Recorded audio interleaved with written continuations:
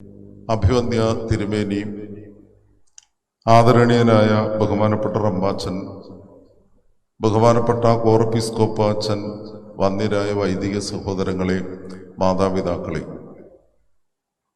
നോമ്പിൻ്റെ കാലഘട്ടം വേദവായനയ്ക്കും പ്രബോധനത്തിനുമുള്ള ഏറ്റവും അനുയോജ്യമായ സന്ദർഭമായി നമുക്കിതിനെ വിലയിരുത്താം. നോയമ്പ് മൂലം മോശയുടെ മുഖം പ്രകാശിച്ചു.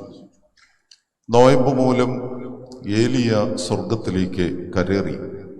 നോമ്പ് മൂലം അഗ്നിച്ചൂളയിൽ നിന്ന് ഹാനനിയ മുതലായ പൈതങ്ങൾ രക്ഷപ്പെട്ടു. നമ്മുടെ മുഖം ശോഭിക്കട്ടെ. അനിത്യമായ ഈ ലോകത്തിൽ നിന്ന് നിത്യജീവന്റെ മഹത്തരമായ അനുഭവത്തിലേക്ക് ഏലിയാവിനെ പോലെ നമുക്ക് കരേറാം. ഈ ലോക ജീവിതത്തിൻ്റെ അഗ്നിച്ചൂളയിൽ നിന്ന് നോമ്പ് മുഖാന്തരം പനിമഞ്ഞു പൊഴിയുന്ന മഹത്തരമായ സ്വസ്ഥതയിലേക്കും സമാധാനത്തിലേക്കും നമുക്ക് കടന്നു വരാം. നോയമ്പ് മുഖാന്തരം ത്രിവിധങ്ങളായ ഗുണങ്ങൾ ലഭിച്ചുവെന്ന് മോശയെയും ഏലിയാവിനെയും ഹാനനിയ മുതലായ പൈതങ്ങളെയും ഉദാഹരിച്ചുകൊണ്ട് പിതാക്കന്മാർ പഠിപ്പിക്കുന്നു. എന്നാൽ ഇന്ന് അനുഷ്ഠാനങ്ങൾ നിർവഹിക്കപ്പെടുന്നുണ്ട്, എന്നാൽ തലമുറകളിൽ ഉദാഹരിക്കപ്പെടുന്നില്ല. എന്താണ് ഞാൻ പറഞ്ഞതിൻ്റെ അർത്ഥം? ഞാനും നിങ്ങളും ഒക്കെ നോയമ്പ് ആചരിക്കുന്നുണ്ട്, എന്നാൽ നമ്മൾ തലമുറകൾക്ക് മോശയെപ്പോലെയും ഏലിയായെപ്പോലെയും ഹാനനിയ മുതലായ പൈതങ്ങളെപ്പോലെയും തലമുറകൾക്ക് മാതൃകകളാകുന്നില്ല. ആകണം. തലമുറകൾക്ക് മാതൃകകളാകുമ്പോഴേ പരിശുദ്ധനായ പരിമല തിരുമേനിയെപ്പോലെയും പരിശുദ്ധനായ കുറിയാക്കോസ് മാർ ഗ്രിഗോറിയോസ് തിരുമേനിയെപ്പോലെയും ദിവന്നാസ്യോസ് തിരുമേനിയെപ്പോലെയും മഹത്തര മാതൃകകൾ ചരിത്രത്തിൽ സൃഷ്ടിക്കപ്പെടുകയുള്ളൂ. യഥാർത്ഥത്തിൽ ആത്മീക ജീവിതം ഒരു സംഘർഷമാണ്. നോയമ്പിൻ്റെ ത്രിവിധ ഗുണങ്ങൾ ആരാധനയിലൂടെ പിതാക്കന്മാർ പഠിപ്പിക്കുമ്പോഴും നല്ലതുപോലെ ഓർമ്മിപ്പിക്കുകയാണ്. സൂക്ഷിക്കണം. പുണ്യം നോമ്പാൽ സമ്പാദിച്ചോൻ വൻബോധിയിടിൽ. ഇന്നത്തെ ബോവൂസയിൽ, യാക്കോബിന്റെ ബോവൂസയിൽ നമ്മൾ ചൊല്ലിയത് അതാണ്. പുണ്യം നോമ്പാൽ സമ്പാദിച്ചോൻ വൻബോധിയിടിൽ. അവൻ അവന്റെ മഹത്വത്തെക്കുറിച്ചും നേട്ടങ്ങളെക്കുറിച്ചും ഒക്കെ വമ്പു പറഞ്ഞാൽ നേട്ടം പട്ടിണി, നോമ്പ് കഷ്ടം, ദൈവം തള്ളും. ഇതിലധികം എന്താണ് യഥാർത്ഥത്തിൽ സഭ ഓർമ്മിപ്പിക്കപ്പെടേണ്ടത്, നമ്മെ പഠിപ്പിക്കേണ്ടത്? നോമ്പാൽ പുണ്യങ്ങൾ അനവധി ലഭിക്കുമെന്ന് തലമുറകളെ പഠിപ്പിക്കുന്നു പരിശുദ്ധ പിതാക്കന്മാരുടെ മാതൃകയിലൂടെ. എന്നാൽ അതേസമയം സഭ ഓർമ്മിപ്പിക്കുന്നു, ഇത് സ്വന്തം മഹിമയും അവനവന്റെ നേട്ടങ്ങളും നേടുവാനും വെളിപ്പെടുത്തുവാനുമുള്ള സന്ദർഭമല്ല. അങ്ങനെ ചെയ്യുന്നുവെങ്കിൽ നേട്ടം പട്ടിണി, നോമ്പ് വിഫലം, അതിനേക്കാളുപരി ദൈവം തള്ളും. ഞാനൊരു വേദഭാഗം നിങ്ങളുടെ ശ്രദ്ധയിൽ കൊണ്ടുവരട്ടെ. 2 ദിനവൃത്താന്ത പുസ്തകം 26 അധ്യായം 18 വാക്യത്തിന്റെ 2 ഭാഗം. 2 ദിനവൃത്താന്ത പുസ്തകം 26 അധ്യായം 18 വാക്യത്തിന്റെ 2 ഭാഗം. വിശുദ്ധ മന്ദിരത്തിൽ നിന്ന് പൊയ്ക്കൊള്ളുക, ലംഘനമാകുന്നു നീ ചെയ്തിരിക്കുന്നത്. വിശുദ്ധ മന്ദിരത്തിൽ നിന്ന് പൊയ്ക്കൊള്ളുക, ലംഘനമായിരിക്കുന്നു നീ ചെയ്തിരിക്കുന്നത്. Get out from the sanctuary, for you have trespassed. വിശുദ്ധ മന്ദിരത്തിൽ നിന്ന് പൊയ്ക്കൊള്ളുക, ലംഘനമാണ് നീ ചെയ്തിരിക്കുന്നത്. അതിനോട് ചേർന്ന് പറയുന്നു, യഹോവയുടെ മുൻപാകെ നിനക്കൊരു മാനവുമില്ല. You have no honor before Yahweh. ഞാൻ മറ്റൊരു വാക്യം കൂടെ നിങ്ങളുടെ ശ്രദ്ധയിൽ കൊണ്ടുവരുന്നു, എങ്കിലേ ഈ വേദഭാഗം മനസ്സിലാകത്തുള്ളൂ. യെശയ്യാപ്രവചനം 6 അധ്യായം 1 വാക്യം. യെശയ്യാപ്രവചനം 6 അധ്യായം 1 വാക്യം. ഉസിയ രാജാവ് മരിച്ച ആണ്ടിൽ കർത്താവ് ഉയർന്നും പൊങ്ങിയുമുള്ള സിംഹാസനത്തിൽ ഇരിക്കുന്നത് ഞാൻ കണ്ടു.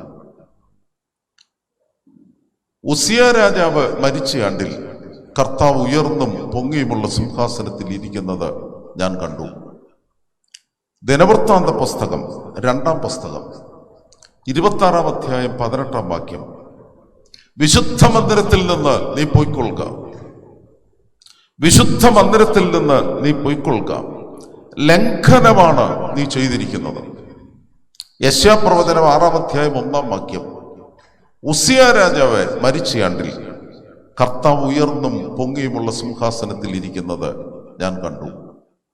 സഹോദരങ്ങളെ, വലിയ നോയമ്പിന്റെ ഈ കാലഘട്ടം വലിയ ആത്മസംഘർഷത്തിന്റെ കാലഘട്ടമാണ്. ഞാൻ ഓർമ്മിപ്പിച്ചതുപോലെ അനുഗ്രഹങ്ങളുടെ വാതിൽ തുറക്കുന്ന സർവശക്തനായ ദൈവം ശ്രീഭണ്ഡാകാരം തുറന്ന് നമ്മളെ അനുഗ്രഹിക്കുന്ന സന്ദർഭം. മുഖശോഭ, സ്വർഗത്തിലേക്കുള്ള കരേറ്റം, അഗ്നിച്ചൂളയിൽ നിന്നുള്ള രക്ഷ. അതാണ് നോയമ്പിന്റെ മഹനീയ ഫലങ്ങൾ. അതേസമയം ഓർമ്മിപ്പിക്കുകയാണ്, ഇത് മുഖാന്തരം വൻബോധിയാൽ നേട്ടം പട്ടിണി, നോമ്പ് കഷ്ടം, ദൈവം നിന്നെ തള്ളും. ഇന്നത്തെ ഒരു മതജീവിതത്തിന്റെ മുഖം, വൈരുദ്ധ്യാത്മകത ഇതാണ്. സത്യം പറഞ്ഞാൽ നമുക്കാർക്കും സ്വസ്ഥതയില്ല. സഭാജീവിതത്തിന്റെ വിവിധ മേഖലകളിൽ പ്രവർത്തിക്കുന്ന സഭാ നേതൃത്വം, ഇടവക ശുശ്രൂഷ നിർവഹിക്കുന്ന വൈദികരായ ഞങ്ങൾ, വിശ്വാസ സമൂഹം, നമ്മുടെ മനസ്സിൽ വലിയ സംഘർഷമാണ്, വൈരുദ്ധ്യമാണ്. നോയമ്പ് തുടങ്ങി, പ്രതിഷേധം, പ്രത്യക്ഷ സമരം.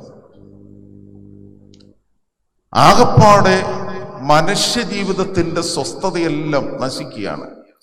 വലിയ പ്രശ്നം. ശരി ഏതാണെന്ന് നമുക്കറിയത്തില്ല, സത്യം ഏതാണെന്ന് നമുക്ക് ബോധ്യമില്ല. ഒരു കാര്യം വ്യക്തമായിരിക്കുന്നു, സ്വസ്ഥതയില്ല. ആരും ആരെയും കുറ്റപ്പെടുത്താൻ ഒക്കത്തില്ല. എന്താണ് ശരി, എന്താണ് നീതി നമുക്കറിയത്തില്ല. ഈ ലോക ജീവിതത്തിൽ വ്യക്തിപരമായി നമ്മുടെ ജീവിതത്തിലേക്ക് കടന്നു വന്നേ നമ്മുടെ ആഗ്രഹം ആധ്യാത്മിക മേഖലകളിലൂടെ സ്ഥാനമാനങ്ങൾ ലഭിക്കുക, ധനം സമ്പാദിക്കുക, അഭിവൃദ്ധിയിൽ നിന്ന് അഭിവൃദ്ധിയിലേക്ക് വളരുക.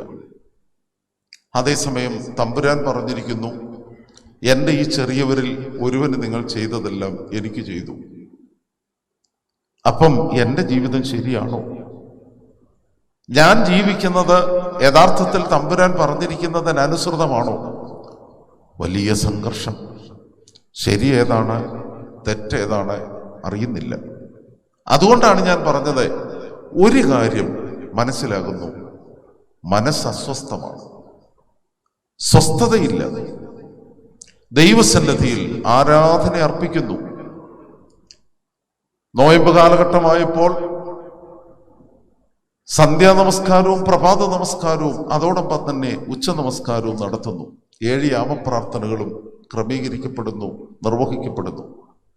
40 കൊമ്പ് കർത്താവേ കരുണ ചെയ്യണമേ എന്ന് നിലവിളിച്ച് ദൈവസന്നിധിയിൽ നിർവഹിക്കുന്നു. സത്യത്തിൽ ഈ ആരാധന വലിയ സ്വസ്ഥതയാണ്, വലിയ മഹത്വമാണ്. എന്നാൽ ക്രമമായി അനസ്യൂതമായി ഈ ആരാധന നിർവഹിക്കുമ്പോഴും സ്വസ്ഥതയില്ല. അതുകൊണ്ടാണ് ഒരാത്മീക വൈരുദ്ധ്യം, A spiritual irony, A paradox. അതെല്ലാ കാലഘട്ടങ്ങളിലുമുണ്ട്. അതുകൊണ്ടാണ് ഈ 2 വാക്യങ്ങൾ ഉദ്ധരിക്കുവാൻ മനസ്സിനെ പ്രേരിപ്പിച്ചത്. വിശുദ്ധ മന്ദിരത്തിൽ നിന്ന് നീ പോയിക്കൊള്ളുക, ലംഘനമാണ് നീ ചെയ്തത്. വിശുദ്ധ മന്ദിരത്തിൽ നിന്ന് പോയിക്കൊള്ളുക, ലംഘനമാണ് നീ ചെയ്തത്. ഇത് യഹൂദ രാജാവായ ഉസിയാവിനോട്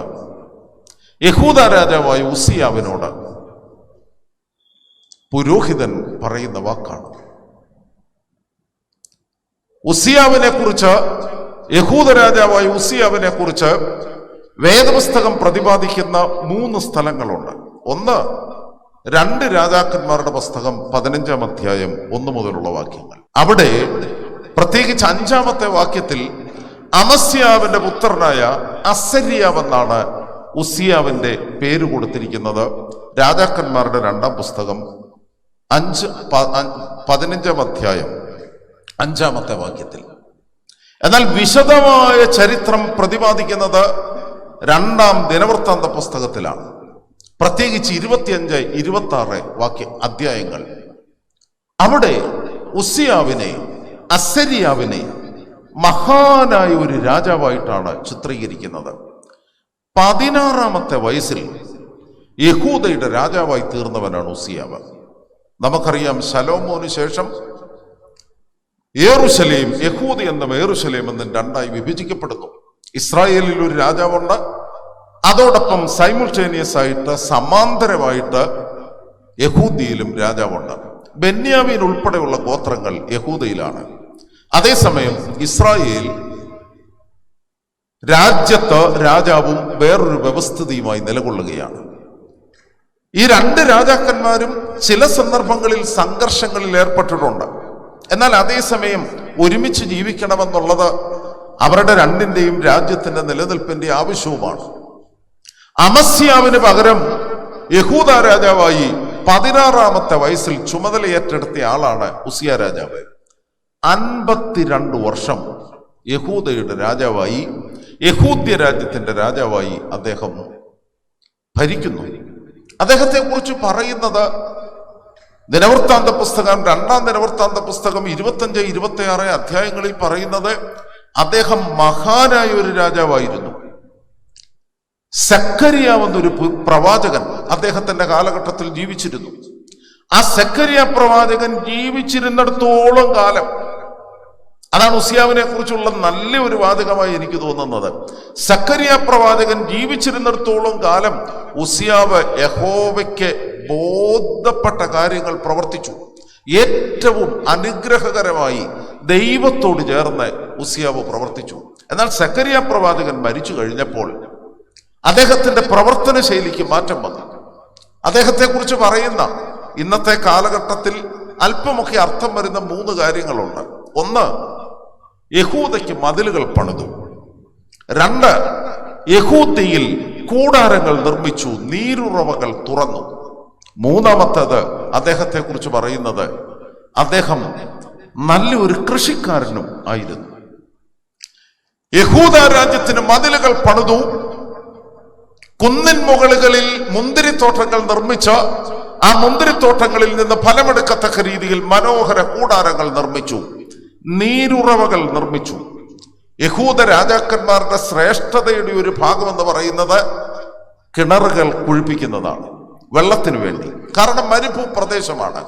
അതുപോലെ തന്നെ കൃഷി താല്പര്യമുള്ള ഒരു രാജാവായിരുന്നു. പ്രത്യേകിച്ച് യഹൂദ രാജാക്കന്മാരുടെ ചരിത്രം പഠിക്കുമ്പോൾ വളരെ യന്ത്രവൽക്കരണം കൃഷിയിൽ നടത്തിയ, സ്വയമേവ കൃഷി ചെയ്ത മഹാനായ ഒരു രാജാവാണ് ഉസിയ രാജാവ്. എന്നാൽ അദ്ദേഹത്തെ കുറിച്ചുള്ള വിശദീകരണങ്ങൾ ഈ 52 വർഷക്കാലത്തെ ഭരണത്തിൽ അനവധി നേട്ടങ്ങൾ, അതുപോലെ 3,07,500 സൈന്യം അദ്ദേഹത്തിനുണ്ടായിരുന്നു. ശക്തമായ സൈന്യവും അദ്ദേഹത്തിനുണ്ടായിരുന്നു. എന്നാൽ 16-ാമത്തെ വാക്യത്തിൽ പറയുന്നത്, 26-ാം അധ്യായം 16-ാമത്തെ വാക്യത്തിൽ പറയുന്നത്, അവൻ ബലവാനായപ്പോൾ അവന്റെ ഹൃദയം അവന്റെ നാശത്തിനായി നിഗളിച്ചു. അവൻ ബലവാനായപ്പോൾ അവന്റെ ഹൃദയം നാശത്തിനായി നിഗളിച്ചു. ഇംഗ്ലീഷ് മീഡിയം സ്കൂളുകളിൽ എഴുതി വച്ചിരിക്കുന്ന ഒരു വാക്കുണ്ട്, നോളജ് ഈസ് പവർ. അറിവാണ് ശക്തി. അറിവാണ് ശക്തി. ഈ ആധുനിക കാലഘട്ടത്തിലെ മതജീവിതം എടുത്തു നോക്കിയാൽ 3-മതൊരു കാര്യം കൂടി ഉണ്ട്, നോളജ് ഈസ് പവർ. ഇനി പവർ എന്ന് പറയുന്നത് എന്താ? Power leads to luxury and sin. ആർഭാട ജീവിതത്തിലേക്കും പാപത്തിലേക്കും യഥാർത്ഥത്തിൽ നമുക്ക് ലഭിച്ചിരിക്കുന്ന ശക്തിയും അധികാരവും നമ്മെ നയിക്കും. ഉസിയാവിന്റെ പതനത്തിന്റെ 1-ാമത്തെ കാരണം അതായിരുന്നു. ശക്തമായ ദൈവാനുഗ്രഹം, പ്രവാചകനും പുരോഹിതനും അദ്ദേഹത്തോടു കൂടി ഏറ്റവും അനുഗ്രഹകരമായി ഭരണം നിർവഹിച്ച സാഹചര്യം, മതിലുകൾ പണിതു, കൂടാരങ്ങൾ നിർമ്മിച്ചു, നീരുറവകൾ നിർമ്മിച്ചു. എല്ലാറ്റിനുമുപരി വളരെ താല്പര്യപൂർവ്വം കൃഷിയെ അദ്ദേഹം പ്രോത്സാഹിപ്പിച്ചു. അതുകൊണ്ടാണ് യഹൂദ രാജാക്കന്മാരുടെ ചരിത്രം എടുത്തു നോക്കിയാൽ ഉസിയ ദ ഗ്രേറ്റ് എന്നാണ് സെക്കുലർ ഹിസ്റ്ററി പറയുന്നത്. ചരിത്രം പറയുന്നത് അദ്ദേഹത്തെ കുറിച്ച് അങ്ങനെയാണ്. എന്നാൽ സഹോദരങ്ങളെ, സംഭവിച്ച വലിയ പ്രശ്നം അറിവും അധികാരവും ഒരുമിച്ച് ചേർന്നപ്പോൾ ദൈവസന്നിധിയിൽ വിനീതർ ആകേണ്ടതിന് പകരം അറിവും അധികാരവും ആർഭാടത്തിലേക്കും തിന്മയിലേക്കും നയിച്ചു. ഈ കാലഘട്ടത്തിൽ നോയമ്പനുഷ്ഠാനത്തിന്റെ സമയത്ത് നമുക്ക് ലഭിക്കേണ്ട വലിയൊരു മുന്നറിയിപ്പാണ് ഉസിയാവിന്റെ പതനത്തിന്റെ 1-ാം ഭാഗം. വൈദികരെ കുറിച്ച് സുറിയാനി ഭാഷയിൽ 3 വാക്കുകളുണ്ട്.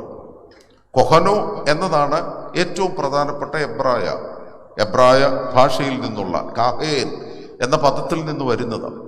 അതിൽ കാഹേൻ എന്ന പദത്തിൽ നിന്ന് വരുന്ന കൊഹനോ എന്ന പദം ശുദ്ധീകരണം നിർവഹിക്കുന്നവൻ, അതുപോലെ തന്നെ ദൈവസന്നിധിയിൽ അനുഗ്രഹങ്ങളും വാഴ്വുകളും നൽകുന്നവൻ, യഥാർത്ഥത്തിൽ പുരോഹിതന്റെ ആരാധനാപരമായ എല്ലാ അർത്ഥതലങ്ങളും ഓർമ്മിപ്പിക്കുന്ന നല്ല വാക്ക് കൊഹനോ എന്ന വാക്കാണ്. എബ്രായ ലേഖനകർത്താവ് എബ്രായ ലേഖനത്തിൽ ആ പദം മാത്രമേ ഉപയോഗിക്കുന്നുള്ളൂ, കൊഹനോ എന്ന പദം. എന്നാൽ അതേസമയം ധന്യനായ പൗലോസ് അപ്പോസ്തലൻ ഇടയലേഖനങ്ങളിൽ തീമോത്തിയോസിനും തീത്തോസിനും എഴുതുന്ന ലേഖനങ്ങളിൽ ഉപയോഗിക്കുന്ന വാക്ക് കശീഷോ എന്ന പദമാണ്. അത് ഗ്രീക്ക് ഭാഷയിലേക്ക് പ്രസ്ബിറ്ററോസ് എന്ന് വിവർത്തനം ചെയ്തു. മലയാളത്തിൽ വന്നപ്പോൾ മൂപ്പനായി പോയെന്നേ ഉള്ളൂ. മൂപ്പനായി പോയി. കാരണം മലയാളത്തിലേക്ക് വിവർത്തനം ചെയ്ത പാരമ്പര്യത്തിൽ പൗരോഹിത്യ ക്രമീകരണം ഇല്ലാഞ്ഞതുകൊണ്ട് എൽഡർ, മൂപ്പൻ എന്ന ഇംഗ്ലീഷ് വാക്ക്, എൽഡർ എന്ന ഇംഗ്ലീഷ് വാക്ക് മൂപ്പനായി. സത്യത്തിൽ അച്ഛൻ മൂപ്പൻ അല്ല കേട്ടോ. കശീശോ എന്ന പദം വളരെ മനോഹരമായ നേതൃത്വത്തെ, ആരാധിക്കുന്ന സമൂഹത്തിന്റെ നേതൃത്വത്തെ കുറിക്കുന്ന വാക്കാണ്. എന്നാൽ നമ്മുടെ പാരമ്പര്യത്തിൽ വളരെ മനോഹരമായി മറ്റൊരു വാക്കുണ്ട്, മർസോനോ. ഈ റോസോ എന്ന പദമാണ് രഹസ്യങ്ങളെക്കുറിച്ച്, വിശുദ്ധ രഹസ്യങ്ങളെക്കുറിച്ചുള്ള വളരെ മഹനീയ പദമായി നമ്മുടെ പാരമ്പര്യത്തിൽ പറയുന്നത്. അതിൽ നിന്ന് വന്ന നാമരൂപമാണ് മർസോനോ. രഹസ്യങ്ങളെ വെളിപ്പെടുത്തുന്നവൻ, രഹസ്യങ്ങളുടെ അർത്ഥതലങ്ങളിലേക്ക് നയിക്കുന്നവൻ, അതാണ് പുരോഹിതൻ. സത്യത്തിൽ പൗരോഹിത്യത്തിന്റെയും ആത്മീയതയുടെയും അറിവ് മർസോനോ ആണ്, ബാഹ്യമായ അറിവുകളല്ല.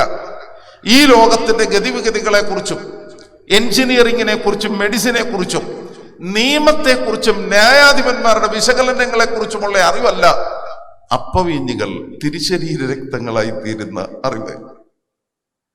56 ദിവസം പ്രായമുള്ള കുഞ്ഞ് നിത്യജീവന്റെ അവകാശിയാകുന്നു എന്നതിനെ കുറിച്ചുള്ള അറിവ്. വിശുദ്ധ മാമോദീസായിലൂടെ ഈ ശരീരം ദൈവത്തിന്റെ മന്ദിരമാകുന്നു എന്ന അറിവ്.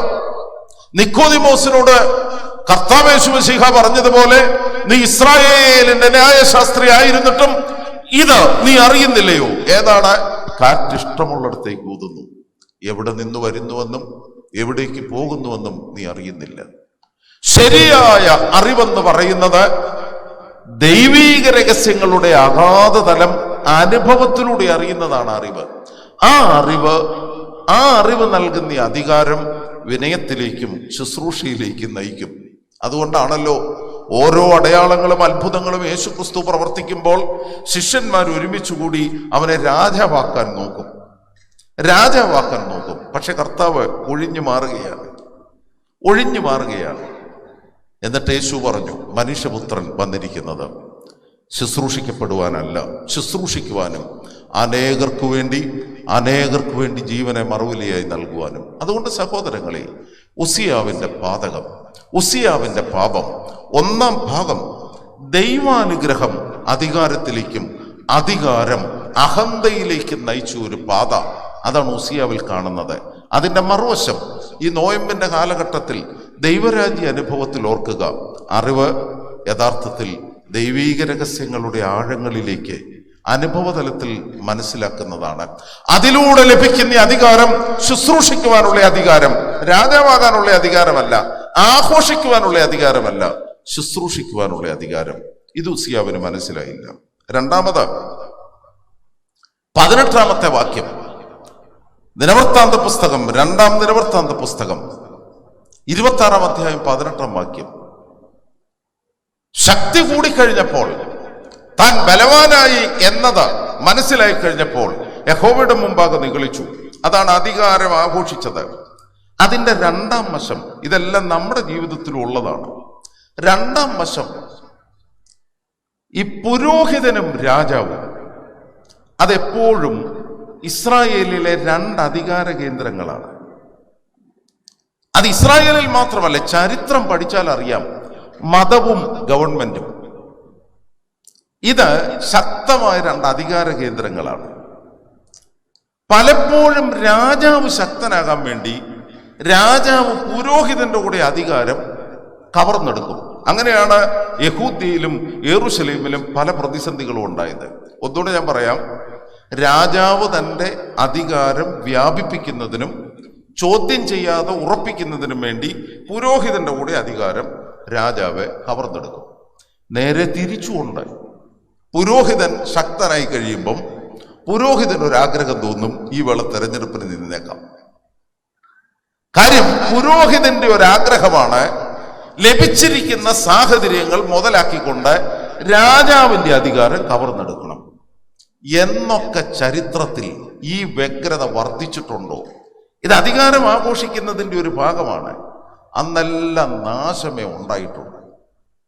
ഉസിയാവിന്റെ പാതകത്തിന്റെ 2-ാം വശം അതാണ്. അദ്ദേഹം നോക്കിയപ്പോൾ അസരിയാവ് പുരോഹിതനായിട്ടുണ്ട്. അസരിയ പുരോഹിതനാണ് യെരൂശലേം ദേവാലയത്തിൽ ധൂപാർപ്പണം നടത്തുന്നത്. അപ്പൊ ഉസിയാവിന് ഒരാഗ്രഹം, ഇദ്ദേഹത്തിന്റെ ഇൻഫ്ലുവൻസിൽ ജനം മുഴുവൻ നിൽക്കുന്നു, ഞാൻ മഹാനായ ഭരണകർത്താവാണ്, എനിക്ക് അധികാരം മുഴുവൻ ലഭിക്കണമെങ്കിൽ ഞാൻ ഈ പുരോഹിതന്റെ അധികാരം കൂടെ കവർന്നെടുക്കണം. അതുകൊണ്ട് അദ്ദേഹം തീരുമാനിച്ചു, ആഘോഷ സമുന്നതനായി അദ്ദേഹം യെരൂശലേം ദേവാലയത്തിൽ ചെന്ന് ധൂപാർപ്പണം നടത്താൻ തീരുമാനിച്ചു. അതാണ് ഉസിയാവിന്റെ പാതകത്തിന്റെ 2-ാം വശം. പുരോഹിതന്റെ അവകാശവും പുരോഹിതന്റെ അധികാരവും കൂടെ രാജാവ് കവർന്നെടുക്കുക. ഞാൻ പറഞ്ഞല്ലോ, ഇത് രണ്ടും ചരിത്രത്തിൽ പല സന്ദർഭങ്ങളിലും ഉണ്ടായിട്ടുണ്ട്. ഞാൻ ഈ ഭാഗം പറഞ്ഞിട്ടതൊന്ന് വിശദീകരിക്കാം.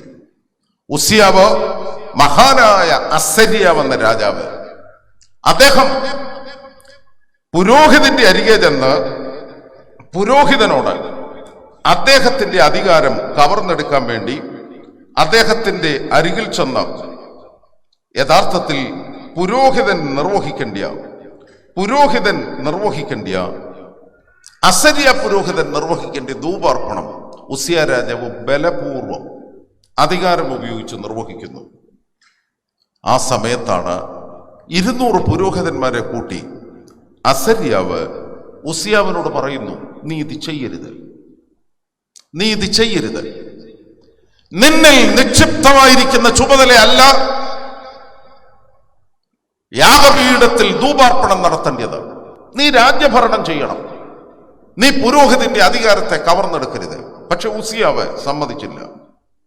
ഉസിയാവ് ധൂപകലശവുമായി തന്റെ അധികാരം ആഘോഷിക്കുന്നതിന് യെരൂശലേം ദേവാലയത്തിന്റെ ബലിപീഠത്തിലേക്ക് വന്നു. ധൂപകലശം കയ്യിൽ പിടിച്ചുകൊണ്ട്, ദിനവൃത്താന്ത പുസ്തകം 2-ാം ദിനവൃത്താന്ത പുസ്തകം 26-ാം അധ്യായം ഒന്ന് വായിക്കണം. ധൂപകലശം കയ്യിൽ പിടിച്ചുകൊണ്ട് 200 പുരോഹിതന്മാരോട് ഉസിയാവ് കോപിച്ചു.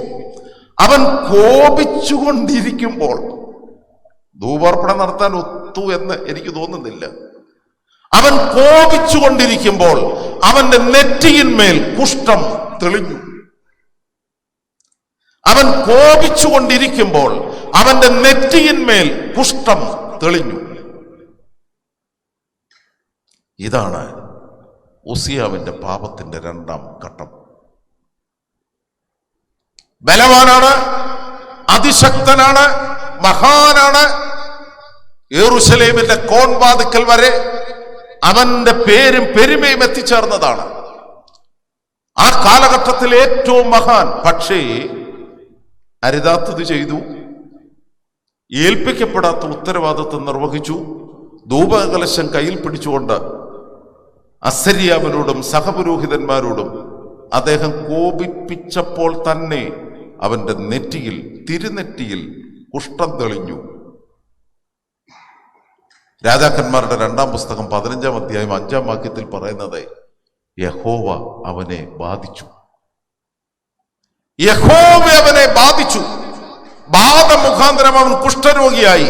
ശിഷ്ടായുസ് ഇപ്പൊ അവൻ അരമനയിലും ഇരിക്കാനൊക്കത്തില്ല, ദേവാലയത്തിലും ഇരിക്കാനൊക്കത്തില്ല. ഇവന് വേണ്ടി, കാര്യം അത്രമാത്രം നികൃഷ്ടമായ രോഗമാണ് കുഷ്ഠം ആ കാലഘട്ടത്തിൽ. അതുകൊണ്ട് പ്രത്യേകം ഒരു ശാല അവന് വേണ്ടി ക്രമീകരിച്ച് ഉസിയാവിനെ പ്രത്യേക സ്ഥലത്തേക്ക് മാറ്റി. സഹോദരങ്ങളെ, രാജാവും പുരോഹിതനും, ദൈവം ആദാമിനെ സൃഷ്ടിച്ചത് രാജാവും പുരോഹിതനും പ്രവാചകനുമായിട്ടാണ്.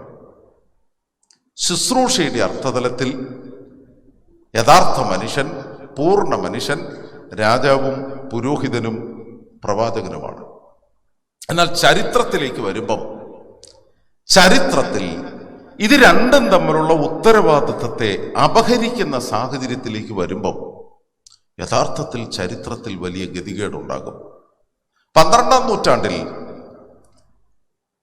പാശ്ചാത്യ രാജ്യത്തെ ക്രിസ്തീയ രാജ്യങ്ങൾ, ക്രിസ്തീയ ഭരണാധികാരികൾ, അവര് പുണ്യനഗരമായ യെരൂശലേം ഇസ്ലാമിൽ നിന്ന് പിടിച്ചെടുക്കാൻ കുരിശുദ്ധങ്ങൾ നടത്തി.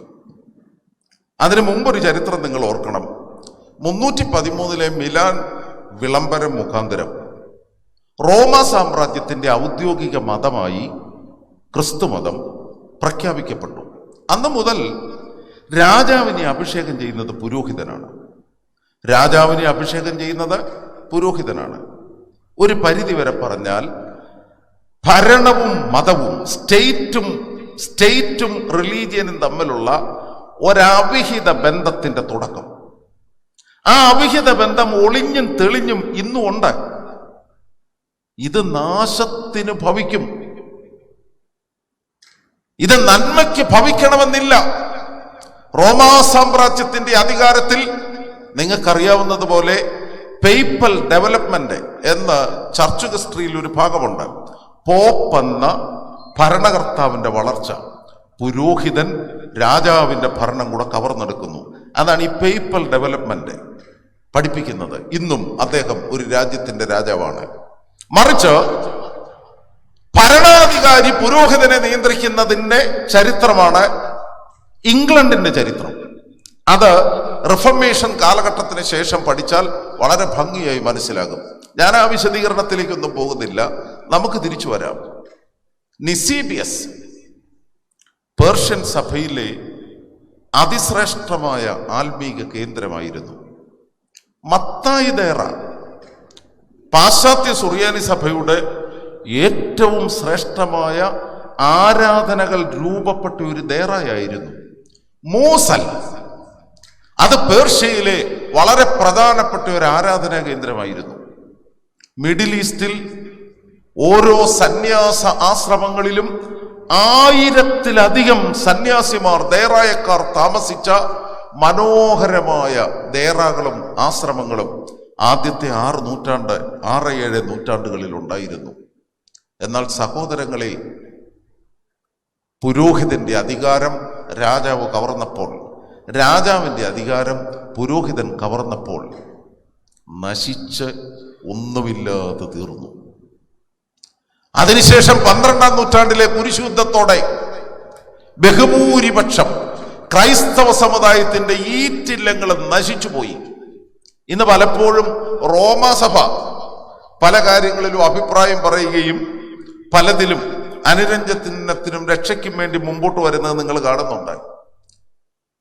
ഈ റോമ സഭയുടെ നേതൃത്വത്തിൽ, പ്രത്യേകിച്ച് റോമിലെ പോപ്പിന്റെ നേതൃത്വത്തിൽ, ഇന്നസെന്റ് പാപ്പായുടെ നേതൃത്വത്തിൽ കുരിശുയുദ്ധങ്ങൾ മിഡിൽ ഈസ്റ്റിൽ നടന്നു. പേർഷ്യൻ സഭയും പടിഞ്ഞാറൻ സുറിയാനി സഭയായ നമ്മുടെ അന്ത്യോക്യൻ സുറിയാനി സഭയും നാമാവശേഷമായി തീർന്നതിൻ്റെ ഒരു കാരണം, ചരിത്രത്തിലെ ഒരു കാരണം അതാണ്. പ്രധാനപ്പെട്ട ദേവാലയങ്ങൾ നശിപ്പിക്കപ്പെട്ടു.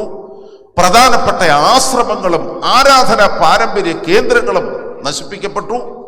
അതിനേക്കാളുപരി വൈരാഗ്യത്തോടെ ഇസ്ലാം സമൂഹം, ഇസ്ലാം ഭരണാധികാരികൾ ക്രൈസ്തവരെ ക്രൂരമായി പീഡിപ്പിച്ചു കൊന്നൊടുക്കി. അന്ത്യോക്യ പാത്രിക്കീസിനെ സ്ഥാനഭ്രഷ്ടനാക്കി. വത്തിക്കാനിൽ ഒരു അന്ത്യോക്യ പാത്രിക്കീസിനെ വാഴിച്ച് റോമിലെ പോപ്പ് ഇരുത്തി. അതാണ് റോമാസഭയിൽ നിന്ന് സുറിയാനി സഭയ്ക്കുണ്ടായ ഗുണഗണങ്ങൾ. ഇന്നും കാലഘട്ടം നമ്മളെ ഓർമ്മിപ്പിക്കുന്ന ഒരു സത്യമുണ്ട്. അധികാരം ആഘോഷിക്കുന്ന, അധികാരം പരസ്പരം കവർന്നെടുക്കുന്ന സ്ഥിതിയിലേക്ക് കടന്നു വരുമ്പോൾ അതിൻ്റെ പരിണിത ഫലം വലിയ നാശമായിരിക്കും, വലിയ നാശമായിരിക്കും. അതുകൊണ്ടാണ് അസര്യ പുരോഹിതൻ ഉസ്സിയ രാജാവിനോട് പറഞ്ഞത്, വിശുദ്ധ മന്ദിരത്തിൽ നിന്ന് നീ പോയിക്കൊള്ളുക, വിശുദ്ധ മന്ദിരത്തിൽ നിന്ന് നീ പോയിക്കൊള്ളുക. കാരണം യഹോവ നിനക്ക് വിരോധമാകുന്നു. നീ പ്രവർത്തിച്ചിരിക്കുന്നത് ദൈവഹിതത്തിന് വിരുദ്ധമായിട്ടാണ് നീ പ്രവർത്തിച്ചിരിക്കുന്നത്. ലംഘനമാകുന്നു നീ ചെയ്തിരിക്കുന്നത്. അനുഗ്രഹിക്കപ്പെട്ട ദൈവമക്കളെ, എപ്പോഴും നമ്മൾ ഓർക്കണം, രാഷ്ട്രീയവും മതവും കൂടെ കൂട്ടിക്കലർത്തരുത്. കൂട്ടിക്കലർത്തിയാൽ വിശുദ്ധ മന്ദിരത്തിൽ നിന്ന് പോയിക്കൊള്ളുക. ലംഘനമാണ് നീ ചെയ്തിരിക്കുന്നത്. നമ്മുടെ സമൂഹത്തിൽ നല്ല മനുഷ്യർ എല്ലാ കാലഘട്ടങ്ങളിലും വളർന്നു വരട്ടെ. പഞ്ചായത്ത് മുതൽ പ്രധാനമന്ത്രി വരെയുള്ള പദങ്ങളിൽ നല്ല മനുഷ്യർ ആകട്ടെ. എന്നാൽ അത് രാഷ്ട്രീയത്തിന്റെ പേരിൽ, മതത്തിന്റെ പേരിൽ അതിനെ വിലപേശുന്ന സാഹചര്യത്തിലേക്ക് പുരോഹിതനും ഭരണകർത്താവും അതപ്പതിച്ചാൽ യഥാർത്ഥത്തിൽ ദിനവൃത്താന്ത പുസ്തകം, 2-ാം ദിനവൃത്താന്ത പുസ്തകം 26-ാം അധ്യായം 18-ാം വാക്യത്തിൽ പുരോഹിതനായ അസര്യ ഉസിയാവിനോട് പറയുന്ന വാക്ക് തന്നെ അർത്ഥപൂർണമാകും. വിശുദ്ധ മന്ദിരത്തിൽ നിന്ന് പോയിക്കൊള്ളുക. Get out from the sanctuary. You have trespassed. You have trespassed. വിരോധമായത് നീ ചെയ്തിരിക്കുന്നു. സഹോദരങ്ങളെ, യഥാർത്ഥത്തിൽ നമ്മുടെ ആത്മീക ജീവിതത്തിൽ ഞാനും നിങ്ങളെ മനസ്സിലാക്കേണ്ട വളരെ പ്രധാനപ്പെട്ട കാഴ്ചപ്പാടാണിത്. നമ്മൾ വ്യത്യസ്ത മതസമൂഹത്തിന്റെ നടുവിൽ ജീവിക്കുന്നു, വ്യത്യസ്ത രാഷ്ട്രീയ നിലപാടിന്റെ നടുവിൽ ജീവിക്കുന്നു. അതിൻ്റെ നടുവിൽ ദൈവത്തിന്റെ നല്ല സാക്ഷികളായി ധൂപാർപ്പണം നിർവഹിച്ച് യഥാർത്ഥത്തിലുള്ള ആത്മീയ ജീവിതം നയിക്കുന്ന ദൈവരാജ്യത്തിന്റെ സാക്ഷികളാകുക. അതാണ് യഥാർത്ഥത്തിൽ ദൈവം നമ്മെ കൊണ്ട് ആഗ്രഹിക്കുന്നത്. ഇന്നത്തെ സാമൂഹ്യ പശ്ചാത്തലം ചിന്തിച്ചാൽ അറിയാം, ലോകത്തിലെ പ്രശ്നങ്ങളുടെ പലതിൻ്റെയും കാരണം മതമായി ഇന്ന് അതപ്പതിച്ചിരിക്കുകയാണ്. അതുകൊണ്ടാണ് ക്യാപിറ്റലിസവും കമ്മ്യൂണിസവും 2 രാഷ്ട്രീയ തലങ്ങൾ ഉണ്ടെങ്കിലും ക്യാപിറ്റലിസത്തിനും കമ്മ്യൂണിസത്തിനും ഭീഷണിയായി തീർന്നിരിക്കുന്നത് മതതീവ്രവാദമാണ്. കാരണം ഇന്നത്തെ മതതീവ്രവാദത്തിന്റെ മുഖം അത്രമാത്രം വികൃതമായി തീർന്നിരിക്കുകയാണ്. ഏത് ആധ്യാത്മികതയും തീവ്രവാദത്തിലേക്ക് കടന്നു എന്നാൽ സത്യത്തിൽ ഈ വാചകമാണ് പ്രസക്തം: വിശുദ്ധ മന്ദിരത്തിൽ നിന്ന് പോയിക്കൊള്ളുക, വിശുദ്ധ മന്ദിരത്തിൽ നിന്ന് പോയിക്കൊള്ളുക. കാര്യം വിരോധമായതാണ് നീ ചെയ്തിരിക്കുന്നത്, ലംഘനമാണ് നീ ചെയ്തിരിക്കുന്നത്. ചരിത്രം നമ്മെ പഠിപ്പിക്കുന്ന വളരെ പ്രധാനപ്പെട്ട വസ്തുതയാണിത്.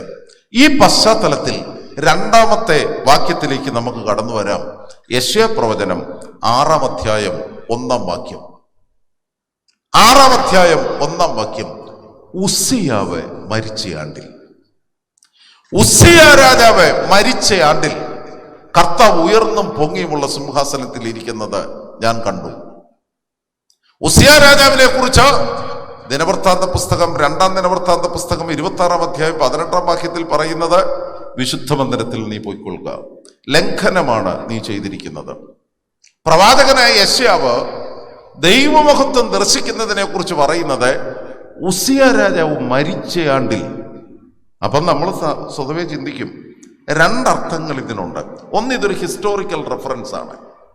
നമ്മൾ പറയലേ, പുതുപ്പള്ളിയിൽ വലിയ വെള്ളപ്പൊക്കം ഉണ്ടായ സമയത്ത്, അല്ലെങ്കിൽ ഭൂമികുലുക്കമുണ്ടായ സമയത്ത്, ഇങ്ങനെയൊക്കെ നമ്മൾ പറയും. ചില ചരിത്രത്തിന്റെ നാഴികകളോട് ചേർത്താണ് നമ്മൾ ചരിത്രം വിശദീകരിക്കുന്നത്. അങ്ങനെ ഒരു ചരിത്ര വിശകലനമാകാം യെശയ്യാപ്രവാചകൻ നടത്തുന്നത് ഉസ്സിയാവ് മരിച്ച ആണ്ടിൽ. എന്നാൽ ഇതിനൊരു ആത്മീയ അർത്ഥമുണ്ട്. വിശുദ്ധ മന്ദിരം അശുദ്ധമാക്കിയവൻ, അധികാരം ആഘോഷിച്ച് അഹന്തയിലേക്ക് കടന്നുപോയവൻ, പുരോഹിതന്റെ അധികാരം കവർന്നെടുത്ത, നെറ്റിയിൽ കുഷ്ഠം, യഹോവയുടെ ബാധ ഏറ്റുവാങ്ങിയവൻ. ഒരു പ്രത്യേക സ്ഥലത്ത് യഹൂദ രാജാവ് താമസിക്കുകയാണ്. കൊട്ടാരത്തിൽ കടക്കാനൊക്കത്തില്ല, ദേവാലയത്തിലും കടക്കാനൊക്കത്തില്ല. എന്തൊരു ഗതികേട്! കാരണം വിരോധമായത് നീ ചെയ്തിരിക്കുന്നു. വിശുദ്ധ മന്ദിരത്തിൽ നിന്ന് പോയിക്കൊള്ളുക. ആ ഉസ്സിയാവ് മരിച്ചു. ഉസ്സിയാവ് മരിച്ചപ്പോഴാണ് സ്വർഗം തുറന്നത്.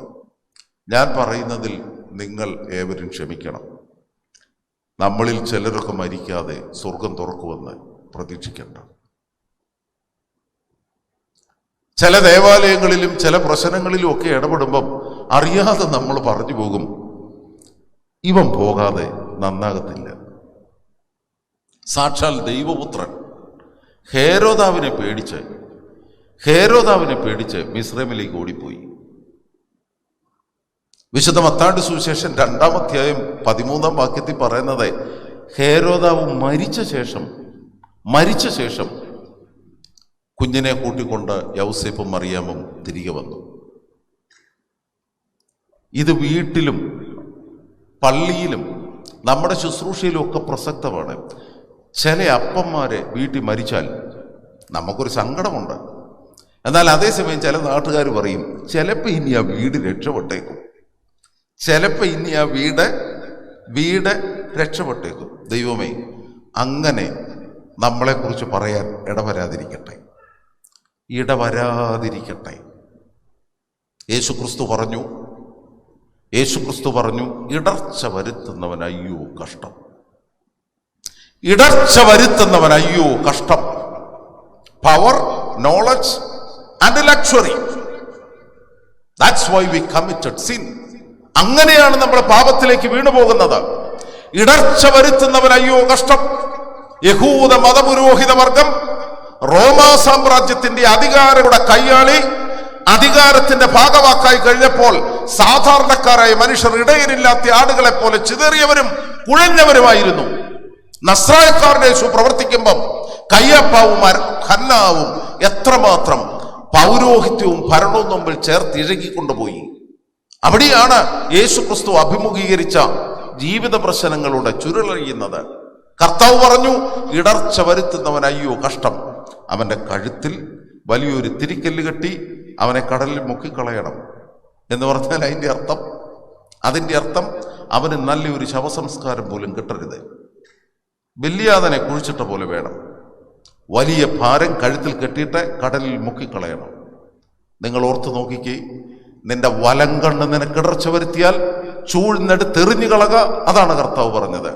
നിന്റെ കയ്യോ കാലോ നിനക്ക് ഇടർച്ച വരുത്തിയാൽ വെട്ടിക്കളയുക. അതാണ് കർത്താവ് പറഞ്ഞത്. ഞാനും എൻ്റെ ഇടവകക്കാരും ഒരുമിച്ച് നരകത്തിൽ പോകുന്നതിനേക്കായി നല്ലത് ഞാൻ മാറിയിട്ട് ഇടവകക്കാരെങ്കിലും സ്വർഗത്തിൽ പോകുന്നതാണ്. ഞാൻ പറഞ്ഞത് മനസ്സിലായില്ല? ഒരപ്പനും അമ്മയും 3 കുഞ്ഞുങ്ങളുടെ നരകത്തിൽ പോകുന്നതിനേക്കായി നല്ലത് അപ്പനില്ലാതെ ആ അമ്മയും 3 കുഞ്ഞുങ്ങളും സ്വർഗത്തിൽ പോകുന്നതാണ്. സഹോദരങ്ങളെ, ഉസ്സിയാവ് മരിച്ച ആണ്ടിൽ സ്വർഗം തുറന്നു. യെശയ്യാപ്രവാചകനെ മഹത്വത്തിന്റെ പ്രവാചകൻ എന്ന് വിശേഷിപ്പിക്കുന്നതിന്റെ കാരണം മഹത്വം ദർശിച്ചതുകൊണ്ടാണ്. അദ്ദേഹം മഹത്വം ദർശിച്ചു. ഞാൻ ഈ വേദഭാഗത്തിന്റെ യഥാർത്ഥത്തിൽ 2-ാം വശത്തിലേക്ക് കടന്നു വരട്ടെ. ഈ നോയമ്പ് പ്രാർത്ഥനകൾ മഹത്വം ദർശിക്കുവാൻ പരിണിതമായി പ്രയോജനകരമായി തീരട്ടെ. ആരാധനയിലൂടെ മഹത്വം ദർശിക്കുമോ? എന്താണ് ആരാധന? പഴയ നിയമത്തിൽ നിന്ന് പുതിയ നിയമസഭ അതിൻ്റെ തക്സാകളിലും ക്രമങ്ങളിലും ഏറ്റവും അധികം ഉദ്ധരിച്ചിട്ടുള്ള വേദഭാഗമാണ് യെശയ്യാപ്രവചനം 6-ാം അധ്യായം 1 മുതലുള്ള വാക്യങ്ങൾ. ഉസ്സിയ രാജാവ് മരിച്ചയാണ്ടിൽ കർത്താവ് ഉയർന്നും പൊങ്ങിയുമുള്ള സിംഹാസനത്തിൽ ഇരിക്കുന്നത് ഞാൻ കണ്ടു. അവന്റെ വസ്ത്രത്തിന്റെ വിളുമ്പുകൾ മന്ദിരത്തിൽ നിറച്ചിരുന്നു. സാറാപ്പുകൾ അവന് ചുറ്റും നിന്നു. 2 കൊണ്ട് കാൽമൂടി, 2 കൊണ്ട് പറന്നു, 2 കൊണ്ട് മുഖം മൂടി. ഒരുത്തനോടൊരുത്തൻ സൈന്യങ്ങളുടെ യഹോവ പരിശുദ്ധൻ പരിശുദ്ധൻ പരിശുദ്ധൻ, സർവഭൂമിയും അവന്റെ മഹത്വം കൊണ്ട് നിറഞ്ഞിരിക്കുന്നു എന്നാർത്തു പറഞ്ഞു. അവർ ആർക്കുന്ന ശബ്ദത്താൽ ഉമ്മരപ്പടികളുടെ അടിസ്ഥാനം കുലുങ്ങി, ആലയം പുക കൊണ്ട് നിറഞ്ഞു. അപ്പോൾ ഞാൻ ശുദ്ധിയില്ലാത്ത അതരങ്ങളുള്ള ഒരു മനുഷ്യൻ, ശുദ്ധിയില്ലാത്ത ജനത്തിന്റെ നടുവിൽ വസിക്കുന്നു. ശ്രോപ്പന്മാരിൽ ഒന്ന് യാഗപീഠത്തിൽ നിന്ന് കൊടിൽ കൊണ്ടൊരു തീക്കനലെടുത്ത എന്റെ വായ്ക്ക് തൊടുവിച്ചു. എന്നിട്ട് എന്നോട് പറഞ്ഞു, ഇതാ ഇത് നിന്റെ അതരത്തെ തൊട്ടതിനാൽ നിന്റെ അകൃത്യം നീങ്ങി, പാപത്തിന് പരിഹാരം വന്നിരിക്കുന്നു. അപ്പോൾ ഞാൻ ആരെ അയക്കേണ്ടു? ആർ നമുക്ക് വേണ്ടി പോകും എന്ന ശബ്ദം കേട്ടിട്ട് പ്രവാചകൻ വിളിച്ചു പറഞ്ഞു, അടിയനിതാ, അടിയനെ അയക്കണമേ. എത്ര മനോഹരം! ആരാധന വേദശാസ്ത്രത്തിന്റെ മനോഹര വിശദീകരണം. ഒന്ന്, ഉസിയാവ് മരിച്ച ആണ്ടിൽ, അവിടെയാണ് ദൈവമഹത്വം വെളിപ്പെടുന്നത്. നമ്മുടെ സ്വഭാവത്തിൽ ഉസിയാവുണ്ട്. അഹന്തയുടെ, അധികാരത്തിന്റെ അഹന്തയുടെ, ആർഭാടത്തിന്റെ, തിന്മയുടെ ഉസിയാവ് മരിക്കണം. തിന്മയുടെ, അധികാര ദുർവിനിയോഗത്തിന്റെ ഉസിയാവ് മരിക്കണം. അവിടെയാണ് ദൈവമഹത്വം. ദൈവമഹത്വം ദർശിക്കുന്നതിൻ്റെ ഒന്നാം ഭാഗം അനുസരണയും ജീവന്റെ അന്വേഷണവുമാണ്. ഞാൻ ഈ വേദഭാഗം പ്രഥമ ദൃഷ്ടിയ നമുക്ക് അതിനോട് ചേരുന്ന അല്ല എന്ന് തോന്നുമെങ്കിലും ഇതിനെക്കുറിച്ചുള്ള സുറിയാനി പിതാക്കന്മാരുടെ ഒരു വ്യാഖ്യാനത്തിലേക്ക് കടക്കട്ടെ. ആരാധനയുടെ ഭാഗത്തെ മൂന്നായി അവർ തിരിക്കുന്നു. അതിലൊന്നാമത് ഈ യെശയ്യാപ്രവചനത്തിന്റെ ശ്രോപ്പന്മാരുടെ ശുശ്രൂഷയെ, അതിന്റെ വിശദീകരണം പറയാൻ വേണ്ടി ഉൽപ്പത്തി പുസ്തകത്തിലേക്ക് പോകും. ഉൽപ്പത്തി പുസ്തകം 8-ാം അധ്യായം 11-ാം വാക്യം. പെട്ടകം ആരാറാത്ത പർവ്വതത്തിൽ ഉറച്ചു. നോഹയും പെട്ടകത്തിനകത്തുള്ളവരും അനുഭവപ്പെടാൻ തുടങ്ങി വെള്ളം കുറഞ്ഞു വന്ന്. വെള്ളം കുറഞ്ഞു, നിലം ഉണങ്ങി. വെള്ളം കുറഞ്ഞു, നിലം ഉണങ്ങി. അപ്പോഴാണ് കിളിവാതിൽ തുറന്ന് പക്ഷികളെ പുറത്തുവിടാൻ തുടങ്ങി. 8-ാം അധ്യായം 11-ാം വാക്യത്തിൽ നോഹയുടെ ജീവിതത്തിലേക്ക് മുഖപ്രകാശം കടന്നു വന്ന മനോഹരമായ ഒരു സംഭവമുണ്ട്. ആദ്യം ഒരു മലങ്കാക്കയെ വിട്ടു. അത് കാല് നിലത്തു കുത്താൻ ഇടമില്ലാതെ തിരികെ വന്നു. പിന്നെയാണ് ഈ പ്രാവിനെ വിട്ടത്. പ്രാവ് ചെന്നു. പ്രാവിങ്ങനെ പെട്ടകത്തിന് ചുറ്റും വട്ടമിട്ട് പറന്നതിന് ശേഷം അങ്ങ് അകലേക്ക് പറന്നുപോയി. സന്ധ്യാസമയത്തിതാ പ്രാവ് തിരികെ വരുന്നു. നോഹയുടെ മുഖത്ത് പ്രസരിപ്പ്, അന്ധകാരം കൊണ്ട് ഇരുണ്ടിരുന്ന മുഖത്ത് ദൈവീക ശോഭ. എന്താ കാരണം എന്നറിയാവോ? അതാ അതിന്റെ വായിൽ ഒരു തളിർത്ത ഒലിവില. ഉൽപ്പത്തി പുസ്തകം 8-ാം അധ്യായം 11-ാം വാക്യം. അതാ അതിന്റെ വായിൽ ഒരു തളിർത്ത ഒലിവില. ശിവ നമസ്കാരത്തിലൊക്കെ എത്രമാത്രം വിശേഷണമാണ് ഈ ഒരു കുഞ്ഞു വാക്കിനെ കുറിച്ച് പിതാക്കന്മാർ പറയുന്നത്. അഭിഷേകത്തിന്റെ തൈലവും അഭിഷേകത്തിന്റെ ഇലയുമായി അത് തിരികെ വന്നുവെന്ന്. സെറൂഗലേമാർ യാക്കോബിന്റെ വ്യാഖ്യാനം എന്താണെന്നറിയാവോ? എത്ര വെള്ളം പൊങ്ങിയാലും ഒലിവല നശിക്കത്തില്ല. നശിക്കുമോ? എങ്ങനെ നശിക്കും? മൃതരായി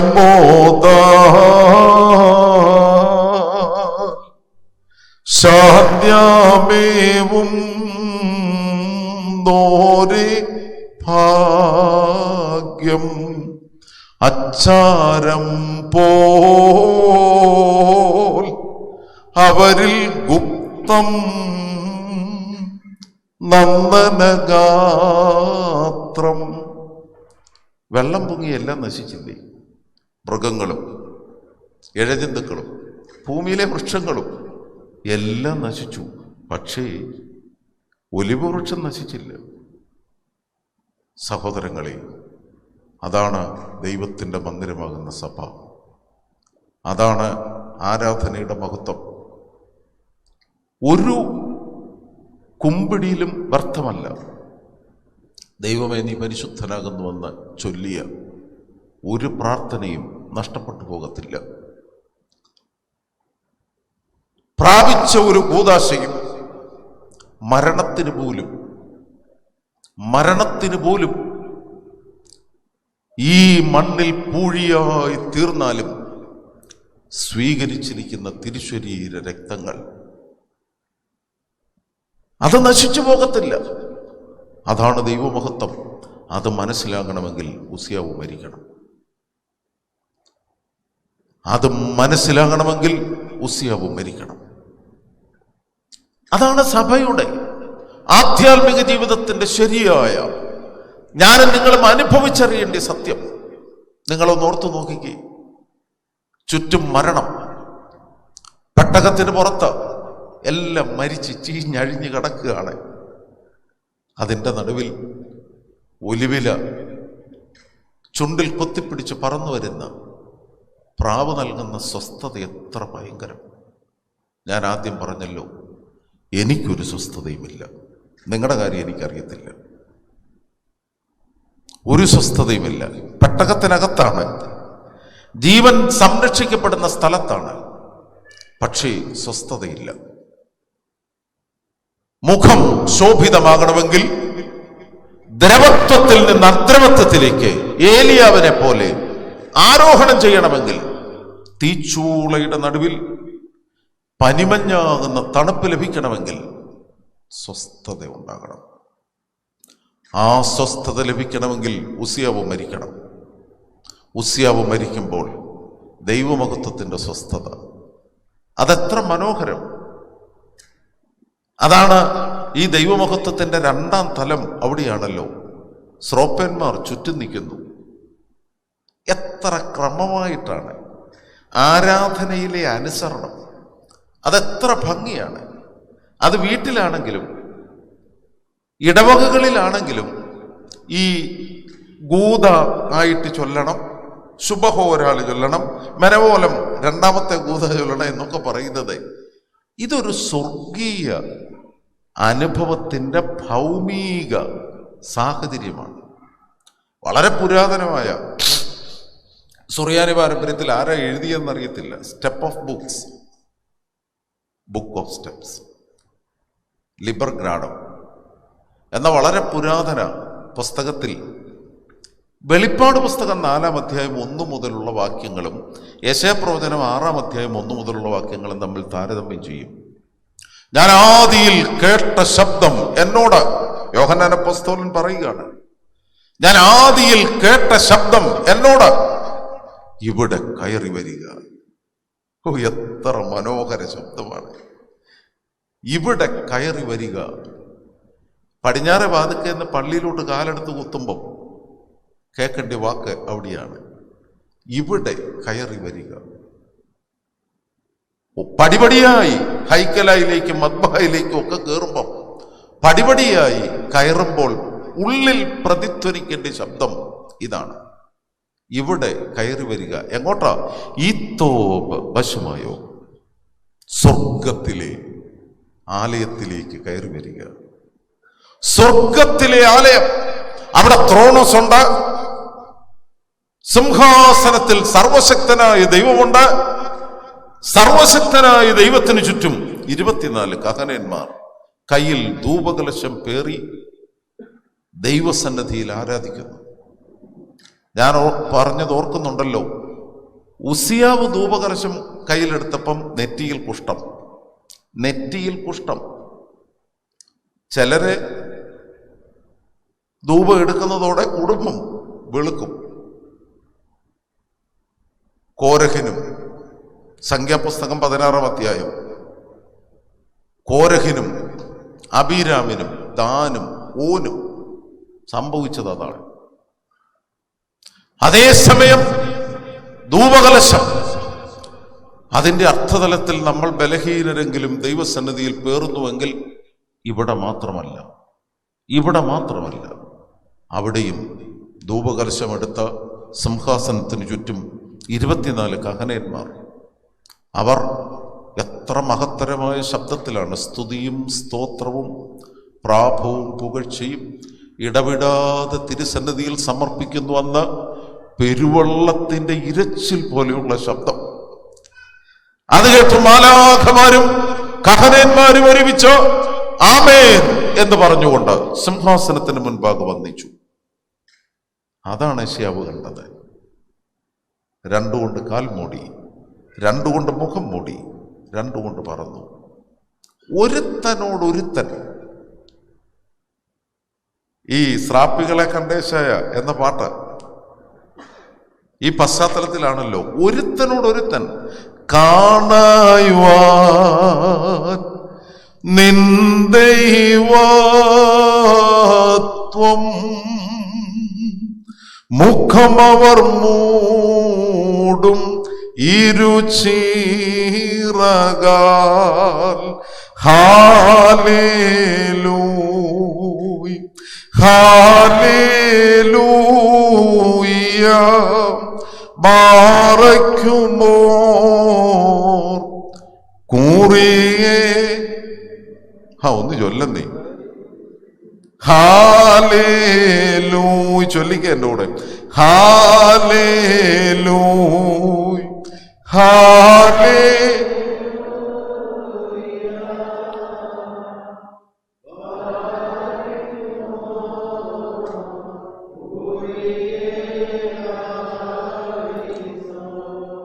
മോശ ശോഭിതനായി.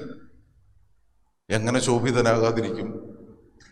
ആരോഹണം നടക്കുമ്പം അവരോഹണം നടക്കുമെന്നാണ് പഴയ നിയമ ആധ്യാത്മികത പഠിപ്പിക്കുന്നത്. വ്രതനിഷ്ഠയോടെ 40 ദിവസം, അത് പ്രമിയോൻ സദറകളിലുണ്ട്. ഇതൊരു 40 ദിവസത്തെ യാത്രയാണ്. ഇതൊരു 40 ദിവസത്തെ മലകയറ്റമാണ്. ഇതൊരു 40 ദിവസത്തെ ആരോഹണമാണ്. വ്രതനിഷ്ഠയോടും നിശ്ചയദാർഢ്യത്തോടും 40 ദിവസം ആരോഹണം ചെയ്താൽ, അടുത്ത വാക്ക് കേട്ടോണേ, കരുണാപൂർണനായ ദൈവം അവരോഹണം ചെയ്യും, ഇറങ്ങി വരും.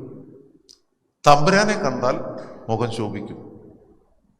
അതുകൊണ്ടാണ് ധന്യനായ മോശ മൂടുപടം മുഖത്തിട്ടത്. മസനബ്സായും മൂടുപടവും യഥാർത്ഥത്തിൽ ഈ ദൈവതേജസ്സിൻ്റെ മനോഹര തലങ്ങൾ. വിശുദ്ധ കുർബാന അനുഭവിക്കുന്നവർക്ക് കിട്ടുന്ന ഗലിയൂസ് അഫി, മുഖപ്രസന്നത, ഈ ദൈവതേജസ്സിൻ്റെ മനോഹര തലം. സഹോദരങ്ങളെ, യഥാർത്ഥത്തിൽ ശ്രോപ്പന്മാർ മുഖം മൂടി കാലുമൂടി പരസ്പരം പറഞ്ഞു എന്ന് പറയുക. ഒരു മാലാഖ മറ്റൊരു മാലാഖയോട് പറയുക, സൈന്യങ്ങളുടെ യഹോവ പരിശുദ്ധൻ പരിശുദ്ധൻ പരിശുദ്ധൻ. നമ്മൾ ദൈവമേ നീ പരിശുദ്ധനാകുന്നു എന്നാ ചൊല്ലുന്നേ. ദൈവമേ നീ പരിശുദ്ധനാകുന്നു എന്ന് ചൊല്ലുമ്പോൾ പെട്ടെന്ന് നമ്മുടെ മനസ്സിൽ സർവശക്തനായ തമ്പുരാൻ പരിശുദ്ധനാണ്, പിന്നെ മീനടക്കാരും പാമ്പാടിക്കാരും എല്ലാം കൂടെ നീ പരിശുദ്ധൻ പരിശുദ്ധൻ എന്ന് തെരുതരം പറഞ്ഞ് തമ്പുരാനെ ഇങ്ങനെ പുകഴ്ത്തണോ? അല്ലിത് കുരിശന്മേൽ കിടക്കുന്ന കർത്താവിനെ മാലാഖമാരിറങ്ങി വന്ന് മരിച്ചു കിടക്കുന്നു കുരിശന്മേൽ, നസ്രായക്കാരൻ. അത് കണ്ടിട്ട് മാലാഖമാരിറങ്ങി വന്നു. നിക്കോദിമോസും അരിമത്യക്കാരൻ യൗസേപ്പോട് ഈ ശരീരം കുരിശിൽ നിന്ന് ഇറക്കാൻ ചെല്ലുമ്പോൾ അവർ കാണുന്നത് അതാണ്. ഇറങ്ങി വന്ന മാലാഖ കുരിശിൽ കിടക്കുന്നവനോട് പറയുന്നു, കാദീശ ആലോഹോ, ദൈവമേ നീ പരിശുദ്ധനാകുന്നു. ചരിത്രലോകത്തിൽ ഏറ്റവും ബലഹീനനായി കുരിശിൽ കിടക്കുന്നവനോട് പറയുന്നു, ബലവാനെ നീ പരിശുദ്ധനാകുന്നു. മരിച്ചു കിടക്കുന്നവനോട്, പടയാളി പറഞ്ഞു മരിച്ചു പോയെന്ന്. ആ മരിച്ചു കിടക്കുന്നവനെ കണ്ടിട്ട് മാലാഖ ചൊല്ലി, മരണമില്ലാത്തവനെ നീ പരിശുദ്ധനാകുന്നു. ഇത് നല്ലൊരു വളരെ പുരാതനമായ സുറിയാനി പാരമ്പര്യം. പീറ്റർ ദ ഫുള്ളർ ദ പാത്രിക്കീസ് 6-ാം നൂറ്റാണ്ടിലാണ് ഈ പ്രാർത്ഥനയുടെ ഒരു ക്രോഡീകരണത്തെക്കുറിച്ച് വിശദീകരിക്കുന്നത്. പക്ഷെ അതിനു മുമ്പ് ഈ പ്രാർത്ഥനയുണ്ട്. ചിലർ പറയുന്ന മധ്യപൂർവ്വദേശത്തിലെ കടൽ തീരങ്ങളിൽ പക്ഷികൾ ഈ കാദീശ് പാട്ട് ചൊല്ലുമായിരുന്നു എന്ന്. യഥാർത്ഥത്തിൽ അതിനോട് ചേർന്ന് നിക്കോദിമോസും യൗസേപ്പും ചൊല്ലുകയാണ്, ഞങ്ങൾക്ക് വേണ്ടി കുരിശിക്കപ്പെട്ടവനെ ഞങ്ങളോട് കരുണ ചെയ്യണമേ. ഞാൻ ചേർത്ത് പറയുന്നു, ഒരു ധൂപാർപ്പണവും നഷ്ടപ്പെടത്തില്ല. ആത്മാർത്ഥതയോടെ ധൂപമർപ്പിക്കുന്നവൻ, ആത്മാർത്ഥതയോടെ പ്രാർത്ഥിക്കുന്നവൻ, ദൈവസന്നിധിയിൽ വിനയഹൃദയത്തോടെ തിരുസന്നിധിയിൽ സൈന്യങ്ങളുടെ യഹോവ പരിശുദ്ധൻ പരിശുദ്ധൻ പരിശുദ്ധൻ സർവഭൂമിയും അവന്റെ മഹത്വം കൊണ്ട് നിറഞ്ഞിരിക്കുന്നു എന്ന് ചൊല്ലുന്നവൻ എല്ലായ്പ്പോഴും കൂടാരത്തിൽ തന്നെയായിരിക്കും. അവനോട് ദൈവം വിശുദ്ധ മന്ദിരത്തിൽ നിന്ന് ഇറങ്ങിപ്പോവുക എന്ന് പറയത്തില്ല. അതേസമയം സീനായ് മലയുടെ മുകളിൽ നിന്ന് ഇറങ്ങി വരുന്ന മോശ ആർത്ത് ഘോഷിച്ച് കാളക്കുട്ടിയെ സേവിക്കുന്ന അഹറോനെയും ജനതയെയും കണ്ടു. എന്തൊരു കോപം! 2 കൽപ്പലകയെ എറിഞ്ഞുടച്ചു. എന്നാൽ അതേസമയം അതിനോട് ചേർന്നൊരു വാക്കുണ്ട്, നൂന്റെ മകനായ യോശുവ കൂടാരത്തെ വിട്ടുപിരിയാതെ, നൂന്റെ മകനായ യോശുവ കൂടാരത്തെ വിട്ടുപിരിയാതെ അവനോടുകൂടെ ഇരുന്നു. കൂടാരത്തെ വിട്ടുപിരിയാതെ അവനോടുകൂടെ ഇരുന്നവനാണ് മോശയ്ക്ക് പോലും ലഭിക്കാത്തത് ലഭിച്ചത്. മോശയ്ക്ക് സത്യത്തിൽ ലെബോ പർവ്വതത്തിൽ പിസ്ഗാ കൊടുമുടിയുടെ മുകളിൽ നിന്ന് ആ സ്ഥലമൊന്ന് കാണാനേ സാധിച്ചുള്ളൂ. അതേസമയം യോശുവ യോർദാൻ കടന്നു കനാൻ നാട്ടിലെത്തിച്ചേർന്നു. അതുകൊണ്ട് സഹോദരങ്ങളെ, ദൈവമഹത്വം വീണ്ടും ഞാൻ ആവർത്തിക്കുന്നു, ദൈവമഹത്വം ദർശിക്കണം. അവിടെ സ്വസ്ഥത ലഭിക്കത്തുള്ളൂ.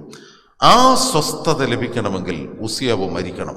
ഉസിയാവ് മരിച്ചാൽ ദൈവമഹത്വം, ജീവന്റെ അന്വേഷണത്തിന്റെ ശുശ്രൂഷ, പ്രാവിന്റെ ശുശ്രൂഷ അത് നിർവഹിക്കുവാൻ സാധിക്കും. ശ്രോപ്പന്മാരെ പോലെ ക്രമമായി നിന്നുകൊണ്ട് ദൈവമഹത്വത്തെ ആരാധിക്കുവാൻ സാധിക്കും. ആ ഒരു ആരാധനയും നഷ്ടപ്പെടത്തില്ല. ഞാൻ അവസാനിപ്പിക്കട്ടെ. ഒരു വാക്ക്, അതാണ് ഈ ദൈവമഹത്വത്തിന്റെ 3-ാം വശം. ദൈവമഹത്വം, ആരാധനയുടെ ശ്രേഷ്ഠത അത് അനുഭവിക്കുന്നത് പ്രധാനപ്പെട്ട 2 തലങ്ങളിലാണ്. കടങ്ങളുടെ പരിഹാരവും പാപങ്ങളുടെ മോചനവും. ഞാൻ ഈ വാക്ക് പറയുമ്പം നിങ്ങൾക്കെല്ലാം ഇത് സുപരിചിതമാണ്. കാര്യം നമ്മുടെ എല്ലാ പ്രാർത്ഥനയിലും കർത്താവേ ഇന്നത് കിട്ടണമേ, രോഗിയായി കിടക്കുന്ന ചാക്കോച്ചൻ ആശുപത്രിയിലാണെന്ന് അറിയാമല്ലോ, കോവിഡ് ബാധിച്ച് കിടക്കുന്നവരുടെ അരികിലേക്ക് നിന്റെ കരങ്ങൾ എത്തിക്കണമേ, അങ്ങനെയൊക്കെ പ്രാർത്ഥിക്കാൻ നമുക്ക് വേണമെങ്കിൽ ഒരു കുഴപ്പമില്ല. പക്ഷേ നമ്മുടെ പ്രാർത്ഥനകളിലെല്ലാം കടങ്ങളുടെ പരിഹാരവും ബാക്കി പറ പാപങ്ങളുടെ മോചനവും. എന്തിനാണ് വിശുദ്ധ കുർബാന അനുഭവിക്കുന്നത്? കടങ്ങളുടെ പരിഹാരത്തിനും പാപമോചനത്തിനും. എന്തിനാണ് കൂദാശകൾ സ്വീകരിക്കുന്നത്? കടങ്ങളുടെ പരിഹാരത്തിനും പാപങ്ങളുടെ മോചനത്തിനും. 40 കുമ്പിട്ട് പ്രാർത്ഥിക്കുന്നതും ഈ നോയമ്പും ഉപവാസവും പ്രാർത്ഥനയും നിർവഹിക്കുന്നതും എന്തിനാണെന്നറിയാവോ? കടങ്ങളുടെ പരിഹാരത്തിനും. കടങ്ങളുടെ പരിഹാരത്തിനും. സൈന്യങ്ങളുടെ യഹോവ പരിശുദ്ധൻ പരിശുദ്ധൻ പരിശുദ്ധൻ, സർവഭൂമിയും അവന്റെ മഹത്വം കൊണ്ട് നിറഞ്ഞിരിക്കുന്നു എന്ന് പ്രകർഷേണ വചിക്കുന്ന പ്രവാചകൻ. ദൈവശബ്ദം ആ പ്രവാചകൻ കേട്ടപ്പോ അദ്ദേഹം പറഞ്ഞ എന്നാന്നറിയാവോ? അയ്യോ, ഞാൻ അരിഷ്ട മനുഷ്യൻ, ശുദ്ധിയില്ലാത്ത അധരങ്ങളുള്ള മനുഷ്യൻ. ഇത് തന്നെയാണ് 3-ാം സ്വർഗത്തോളം ഉയർത്തപ്പെട്ട അപ്പോസ്തലൻ അല്ലാതിരിക്കെ തമ്പുരാന്റെ ദർശനം കൊണ്ട് അപ്പോസ്തല പദവി സ്വീകരിച്ച തർസോസുകാരൻ ശൗൽ പൗലൂസായി കഴിഞ്ഞപ്പോഴും അദ്ദേഹവും വിളിച്ചു പറഞ്ഞത് ഇത് തന്നെ, ആ പാപികളിൽ ഞാൻ ഒന്നാമൻ, ആ പാപികളിൽ ഞാൻ ഒന്നാമൻ. ചെറുപ്പത്തിൽ കൂട്ടുകാരായ ചില ഇവാഞ്ചലിക്കൽക്കാരൊക്കെ തർക്കിക്കുമ്പോൾ ചോദിക്കുന്നത്, നിങ്ങൾ ഈ അച്ഛന്മാരെല്ലാം എപ്പോഴും പാപി പാപി പാപി എന്ന് പറയും, രക്ഷിക്കപ്പെട്ടു എന്നൊരു ബോധ്യം നിങ്ങൾക്കില്ല, പിന്നെ എങ്ങനെ നിങ്ങളുടെ ജനത്തിനുണ്ടാകും? ശരിയാ, വിശുദ്ധ കുർബാനയ്ക്ക് നമ്മൾ വരുമ്പം കർത്താവേ പാപിയ എന്നോട് കരുണ തോന്നേണ്ടവേ, ഏറ്റവും അവസാനം പറഞ്ഞു വിടുമ്പോഴും പറയുന്നതന്നെ ഞാനോ ബലഹീനനും. അതൊന്ന് കേൾക്കുമ്പോഴാണ് ഡോക്കാർക്കൊരു ധൈര്യം, ഇങ്ങനെ ഇത്രേ ഉള്ളല്ലോ, ഞാനോ ബലഹീനനും പാപിയും നാശനുമാകുന്നു. മക്കളെ, സത്യത്തിൽ ഈ പ്രാർത്ഥനയുടെ ഏറ്റവും വലിയ ഔട്ട്കം, ഏറ്റവും വലിയ ഫലമെന്ന് പറയുന്നത് ഭൗതിക നേട്ടമല്ല, മറിച്ച് പാപബോധമാണ്. We are all subjected to sin. നമ്മളെല്ലാം ബലഹീനതയ്ക്ക് അടിമപ്പെട്ട സാധാരണ മനുഷ്യർ. എത്ര ഉന്നതരായാലും, ഉസിയാവിനെ പോലെ ലോകം മുഴുവൻ പ്രശസ്തനായാലും സാധാരണ മനുഷ്യൻ. ഈ ഉത്തരാധുനിക കാലഘട്ടത്തിൽ നമുക്ക് ബോധ്യമാകേണ്ടത് അതാണ്. സുറിയാനി ആരാധനാ പാരമ്പര്യത്തിലെ ഏറ്റവും മനോഹരമായ സ്വയം വിലയിരുത്തൽ എന്ന് പറയുന്നത്, ഞാനോ ബലഹീനനും പാപിയും ആകുന്നുവെന്നതാണ്. ഈ ക്രമം പരിശോധിച്ചാൽ എല്ലാ പ്രധാനപ്പെട്ട ശുശ്രൂഷയും യഥാർത്ഥത്തിൽ ദൈവത്തിൻ്റെ പ്രതിനിധി എന്ന നിലയിൽ പുരോഹിതൻ നിർവഹിക്കുമ്പം പുരോഹിതൻ പറയുന്നുണ്ട്, ഏനോ അബുധോ. എത്ര ഭംഗിയായിട്ടാണ് പറയുന്നത്, ഞാനോ ബലഹീനനും പാപിയും ദാസനുമാകുന്നു. ധൂപക്കുറ്റി വാഴ്ത്തുന്നതിന് മുമ്പും അതുപോലെ തന്നെ വിശുദ്ധ രഹസ്യങ്ങളുടെ ശുശ്രൂഷയുടെ മുൻപുമെല്ലാം ഈ ബോധ്യമാണ്. എന്താ ആ ബോധ്യത്തിന്റെ അർത്ഥം? അതാണ് പ്രാർത്ഥനയുടെ ശരിയായ ഫലം. ഞാനും നിങ്ങളും ഈ നോയമ്പിലൂടെ പുണ്യം നോമ്പാൽ സമ്പാദിച്ചോൻ വമ്പോതിയാൽ നേട്ടം പട്ടിണി, നോമ്പ് കഷ്ടം, അതിനേക്കാൾ ഉപരി ദൈവം തള്ളിക്കഴിഞ്ഞാൽ ഈ പഴയ നിയമത്തിലെ വളരെ പ്രധാനപ്പെട്ട ഒരു ആശയമാണ് യഹോവയുടെ ഓർമ്മയിൽ നിന്ന് മായ്ച്ചു കളയുക. യഹോവയുടെ ഓർമ്മയിൽ നിന്ന് മായ്ച്ചു കളഞ്ഞാൽ പിന്നെ ആരായാൽ എന്നെ കൂടം. പിതാവായ ഔസേപ്പ് തൻ്റെ സഹോദരന്മാരുടെ സാഹചര്യത്തെക്കുറിച്ചൊക്കെ, അല്ലെങ്കിൽ ദൈവത്തിന് വിരുദ്ധമായി പ്രവർത്തിക്കുന്ന സാഹചര്യമൊക്കെ വരുമ്പം യഹോവയോട് പറയുന്നുണ്ട്, നീ അങ്ങനെ ചെയ്യരുത്, നീ അപ്രകാരം ജനത്തെ ശിക്ഷിക്കരുത്. ശിക്ഷിക്കുന്നുവെങ്കിൽ നിന്റെ പുസ്തകത്തിൽ നിന്ന് എൻ്റെ പേര് മാറ്റിക്കളഞ്ഞേക്ക്.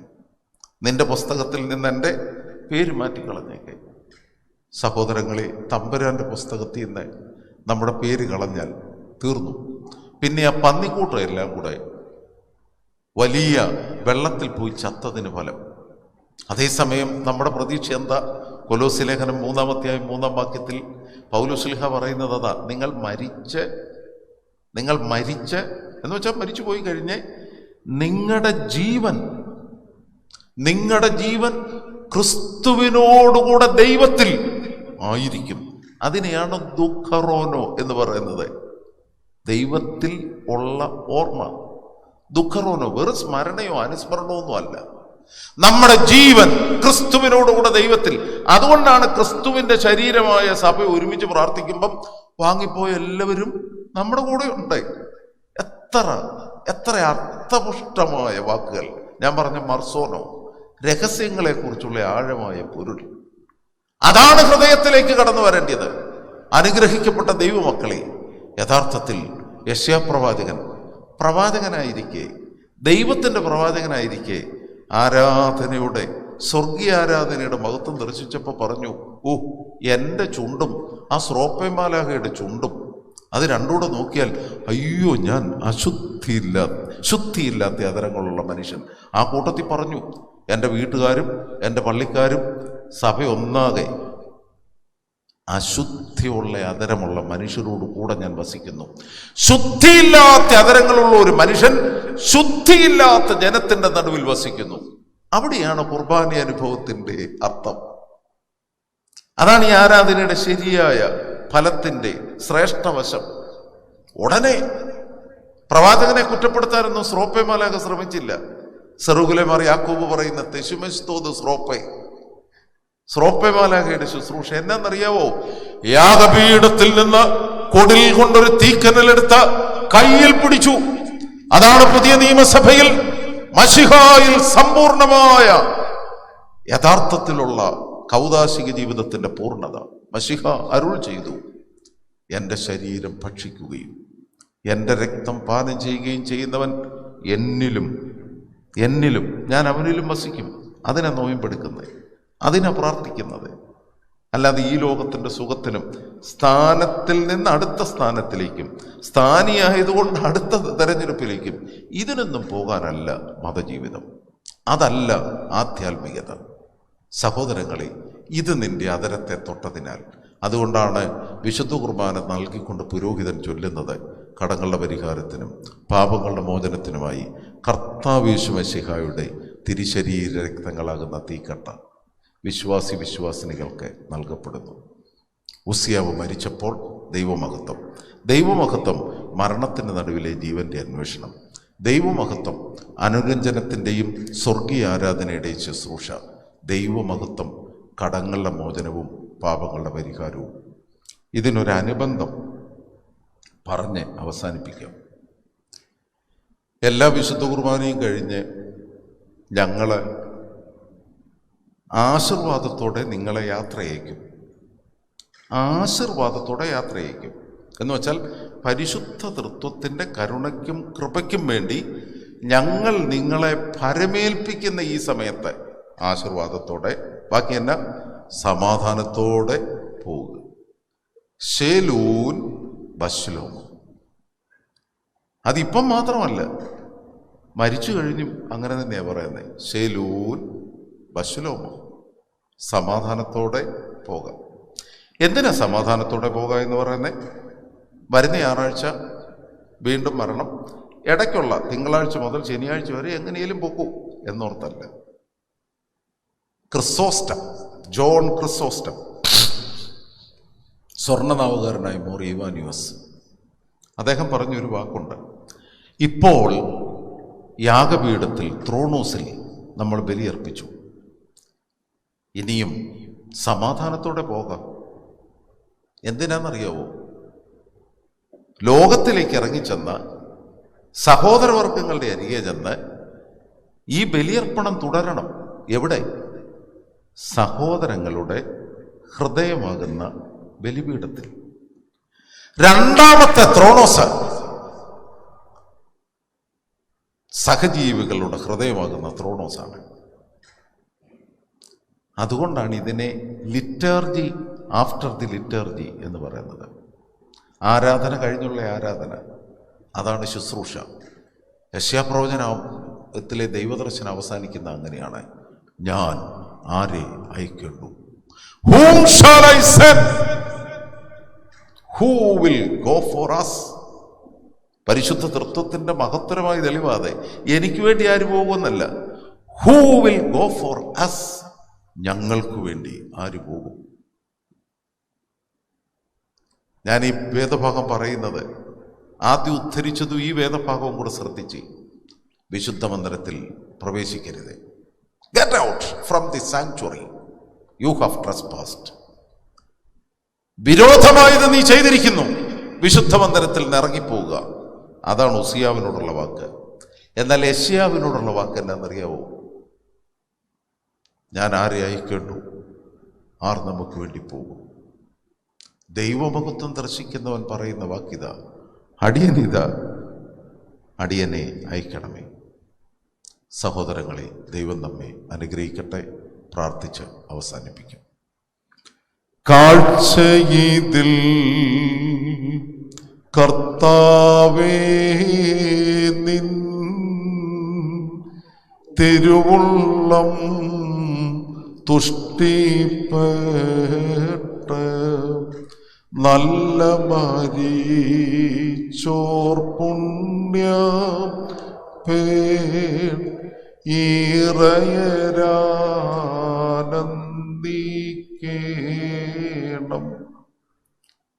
കാരുണ്യവാനും സർവശക്തനുമായ ദൈവമേ, ജലപ്രളയ കാലഘട്ടത്തിൽ നീതിമാനായ നോഹിനെയും മക്കളെയും പെട്ടകത്തിൽ അവിടുന്ന് സംരക്ഷിച്ചു. പെട്ടകത്തിന് പുറത്ത് സർവ്വതും നശിച്ചപ്പോഴും ദൈവീക അഭിഷേകത്തിൻ്റെ ഒലിവിനെ നീ നശിപ്പിച്ചില്ലല്ലോ. നാശത്തിന് പകരം അവിടുന്ന് സംരക്ഷിച്ചു. കർത്താവെ, ഞങ്ങളും തിരുസന്നിധിയിൽ അടുത്തു വരുന്നു. ഞങ്ങൾ നിർവഹിക്കുന്ന പ്രാർത്ഥനകൾ, ഞങ്ങൾ പ്രാപിച്ച അഭിഷേകം, ഞങ്ങൾ സ്വീകരിച്ചിരിക്കുന്ന കൂദാശകൾ മഹാമാരിയിലും പ്രളയത്തിലും നശിച്ചു പോകരുതേ. കർത്താവെ, ഞങ്ങളെ അവിടുത്തെ മഹത്വം ദർശിപ്പാൻ പ്രാപ്തരാക്കണമേ. ഞങ്ങളിലെ ഉസിയാവ് മരിച്ച് യെശയ്യാവ് ഉണരണമേ. ഉസിയാവിൻ്റെ മരണം യെശയ്യാവിൻ്റെ ഉൾക്കണ്ണുകളെ പ്രകാശിപ്പിച്ചതുപോലെ ഈ നോയമ്പ് മുഖാന്തരം അഹന്തയുടെയും അധികാരത്തിൻ്റെയും അസ്വസ്ഥതയുടെയും ഉസിയാവ് മരിച്ച് വിനയത്തിൻ്റെയും സമാധാനത്തിൻ്റെയും ദൈവദർശനത്തിൻ്റെയും യെശയ്യാവ് ഞങ്ങളിൽ ഞങ്ങളിൽ പ്രകാശിക്കണമേ. ആ ഉണർച്ചയിൽ നിന്നെ കാണുവാനും തിരുനാമ മഹത്വത്തിനായി ജീവിപ്പാനും ഞങ്ങളെ ശക്തീകരിക്കണമേ. കാദേശ് മരുവിനെ ഇളക്കുന്ന ദൈവശബ്ദം, മാൻപേടകളെ ഭ്രമിപ്പിക്കുന്ന ദൈവശബ്ദം കർത്താവെ, മാനസാന്തരത്തിൻ്റെ അനുഭവം ഞങ്ങൾക്ക് നൽകണമേ. ഞങ്ങൾ അശക്തരാകുന്നു, ബലഹീനരാകുന്നു, പാപികളാകുന്നു, അവിടുത്തെ ദാസരാകുന്നു. ദൈവമേ, ശുദ്ധിയുള്ള അതിരെ ഞങ്ങൾക്ക് നൽകണമേ. ആ പാപികളിൽ ഞാൻ ഒന്നാമനാകുന്നുവെന്ന് അവിടുത്തെ അപ്പോസ്തലനെ പോലെ ഞങ്ങൾ ഏറ്റു പറയുന്നു. കടങ്ങളുടെ പരിഹാരത്താലും പാപമോചനത്താലും അവിടുന്ന് ഞങ്ങളെ ശുദ്ധീകരിക്കണമേ. ഞങ്ങളുടെ വാങ്ങിപ്പോയവരെ ആശ്വസിപ്പിക്കണമേ. സ്തുതിയും സ്തോത്രവും ഞങ്ങൾ അങ്ങയ്ക്കും അവിടുത്തെ ഏകജാതനും പരിശുദ്ധാത്മാവിനും സമർപ്പിക്കുന്നു, ഇപ്പോഴും എല്ലായ്പ്പോഴും ഇന്നും എന്നേക്കും തന്നെ.